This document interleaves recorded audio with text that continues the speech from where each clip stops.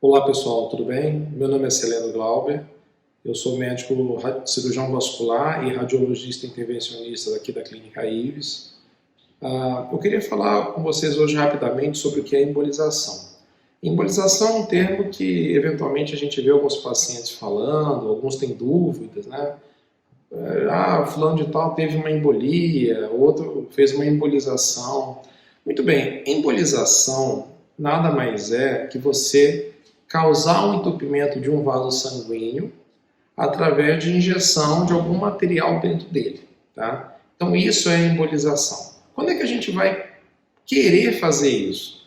Você pode pensar, puxa, mas se o vaso está aberto, passando sangue, por que caramba eu ia querer causar esse entupimento, né? Causar esse fechamento de circulação? Tem muitas situações em que isso é aplicado.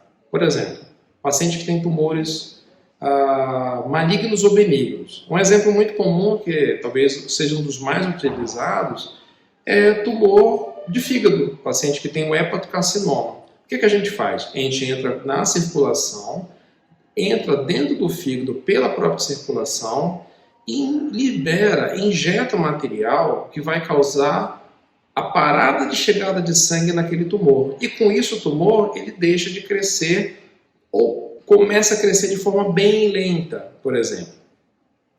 Tem alguns casos em que é feito a embolização de tumores vasculares. É muito comum isso. Tanto na parte periférica, por exemplo, em braço, perna, tronco, e muito também feito na cabeça, né? Por exemplo, malformações vasculares dentro do cérebro podem dar sangramento. Então, o profissional treinado para isso, ele entra na circulação do cérebro e fecha aquela alteração com um determinado tipo de material.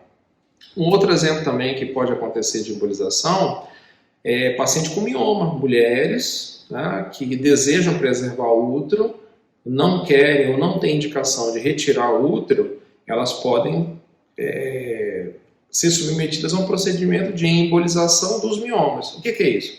Você entra com um catéter, né, dentro da circulação do útero, novamente, são materiais especiais, em que a gente libera o material, joga dentro da circulação o material que causa entupimento.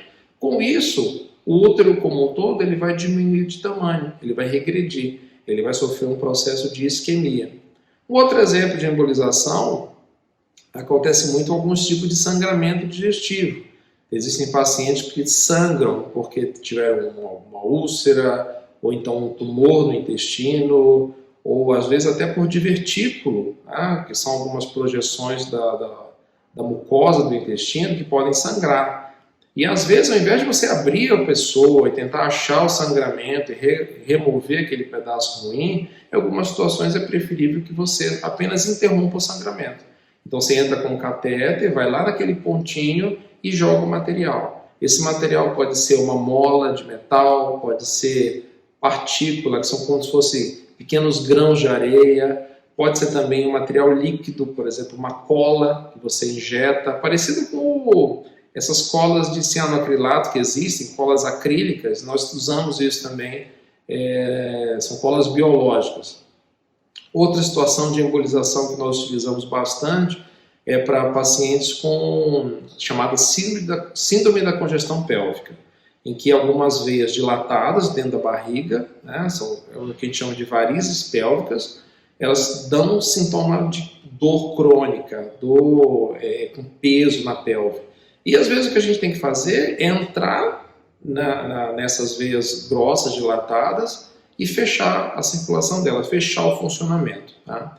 Trauma, por exemplo, é muito comum em centros de trauma, você ter pacientes com sangramentos em artérias de estruturas de dentro da barriga, fígado, rim, até mesmo sangramento de membros você pode tratar com embolização. Então, o que eu queria passar para vocês é isso, né? Quando vocês tiverem essa oportunidade de ouvir esse termo, né?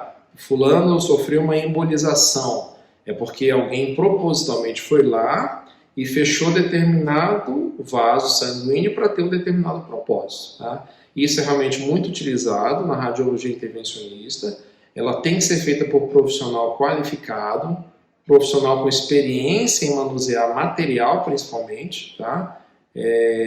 Tem um equipamento bom, isso é feito em hospitais de grande porte, precisa de uma máquina que emita raio-x, que a gente consiga ver por dentro da pessoa, tem que usar contraste para ver, e realmente são terapias que hoje em dia são muito divulgadas, né, são muito difundidas em grandes centros, e que a gente quer, por meio desse vídeo, né, ajudar a disseminar mais ainda essa informação para todos vocês. Então, muito obrigado por ter assistido até aqui e estamos dispostos a responder qualquer dúvida que possa aparecer. Um abraço a todos.